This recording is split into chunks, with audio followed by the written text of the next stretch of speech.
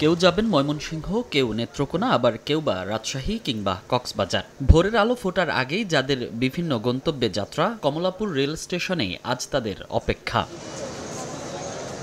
পূর্ব ঘোষণা অনুযায়ী সারা দেশে কর্মবিরতি পালন করছেন রেলওয়ে রানিং স্টাফরা, আর এতেই বন্ধ রয়েছে সারা দেশের ট্রেন চলাচল। তাই ব্যস্ত টিকিট কাউন্টারগুলোতে নীরবতা, খোলেনি আন্তনগর ট্রেনের টিকিট কাউন্টারগুলো।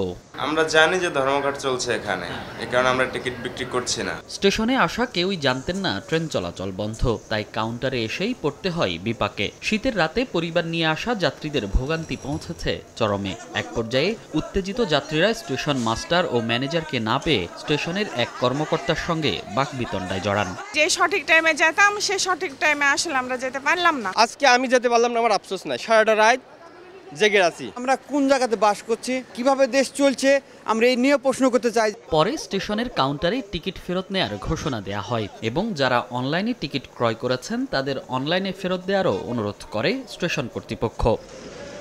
এর আগে মূল বেতনের সঙ্গে রানিং অ্যালাউন্স যোগ করে পেনশন দেয়া এবং আনুষঙ্গিক সুবিধা দেওয়ার দাবি পূরণ না হওয়ায় সোমবার রাত 12টার পর থেকে কর্মবিরতি পালনের ঘোষণা দিয়েছিল বাংলাদেশ রেলওয়ে রানিং স্টাফ ও শ্রমিক কর্মচারী সমিতি।